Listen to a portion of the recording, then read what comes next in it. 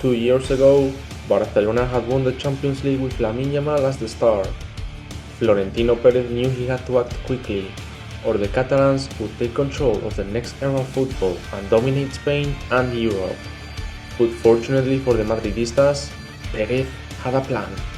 He knew that Real Madrid were in desperate need of a new superstar, and he turned to Liverpool's main man, Lorenzo Castorre Jr. Los Blancos have been following his development since his early days in Coquimbo Unido, but waited for the right moment to make contact with him. Barcelona were also interested in the 20-year-old, but it was Florentino who made a higher bid to Liverpool for the Chilean star. 237 million euros is what Real Madrid paid for the transfer of Lorenzo Castorre Jr., turning him into the most expensive player of all time, even surpassing the fee that PSG paid for Neymar. The plan was clear: combining Vinicius, Mbappe, Bellingham and Castorre under the guidance of Xabi Alonso would give Los Blancos the strongest attack in the world.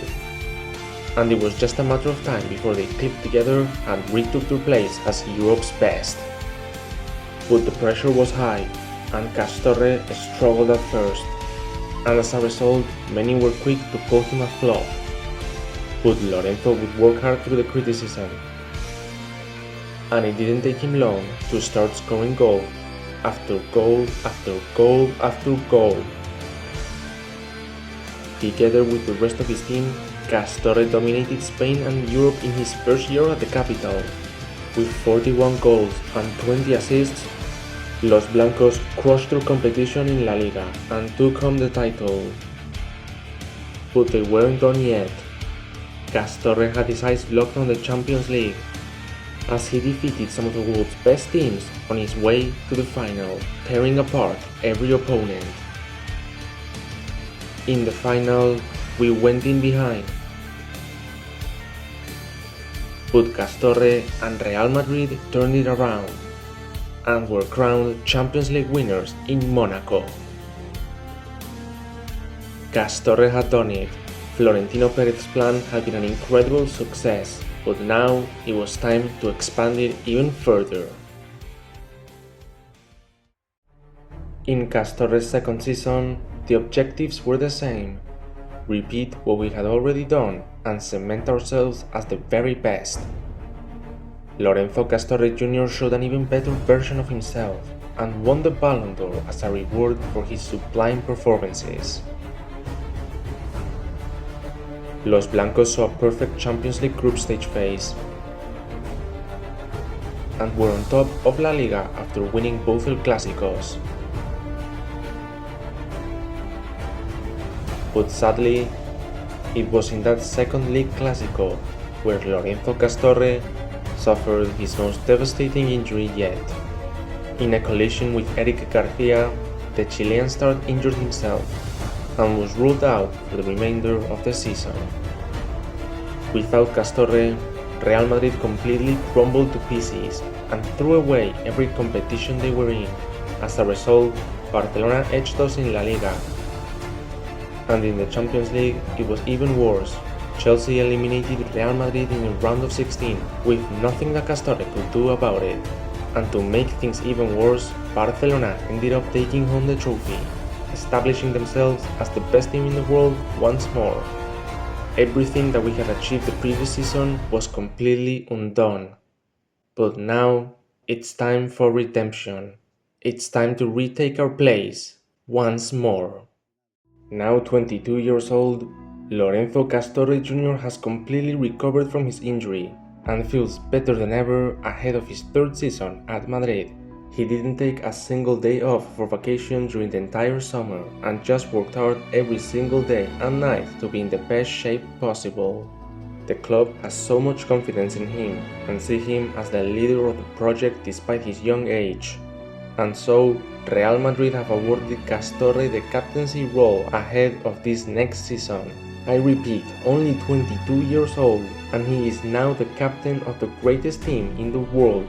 Florentino and the club knows that he is a unique player in a category of his own, and they see him as the star that will guide the team to glory once more. But who will he be accompanied by? After the awful end to the previous campaign, it came as no surprise that Xabi Alonso was sacked, and his replacement was no other than legendary midfielder Toni Kroos. The German had already managed Castilla the previous year and saw amazing results. His dynamic and offensive playstyle captivated the club's board, and so Florentino Perez sees him as the perfect match to guide his team forward.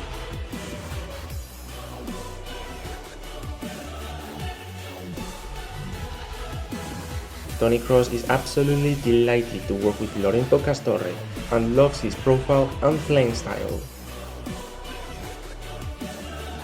Castorre is also really hyped to work with Kroos, who he views as one of his idols growing up. With this managerial change and Castorre in his best ever shape, the objective is simple: retake what's ours. La Liga and the Champions League have to return to the Bernabeu after the Catalans retook them last summer. We have to be the very best.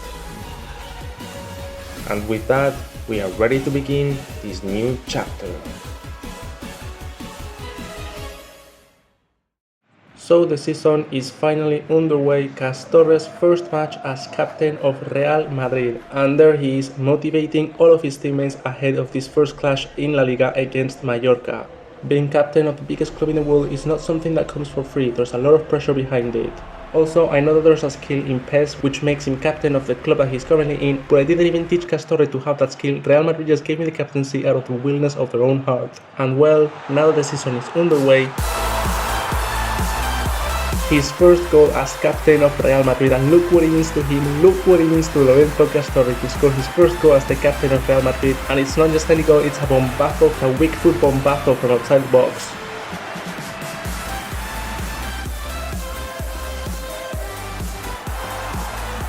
Castorre had the chance to make it a brace right after that, but it went wide and he was frustrated at himself. But not that it matters too much, because in the next play, he assists Kylian Mbappe to double Real Madrid's lead. Castorre was on fire. He was super motivated this season now that he had been called captain of Real Madrid. We won our first game of the season, Castorre's first match as captain. Sadly for him, he wasn't able to retain the Best Player of Europe award that he won twice in the previous 2 years. But Castorre wasn't going to let individual awards get in his way of winning and being at his very best. In the next match against Almeria, he put a through ball for Hendrik, and the Brazilian made it 1-0. Another assist by Castorre.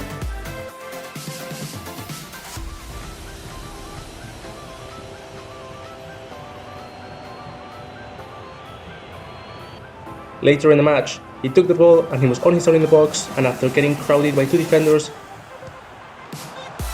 he found the small gap and set up Vinicius for the second of the match.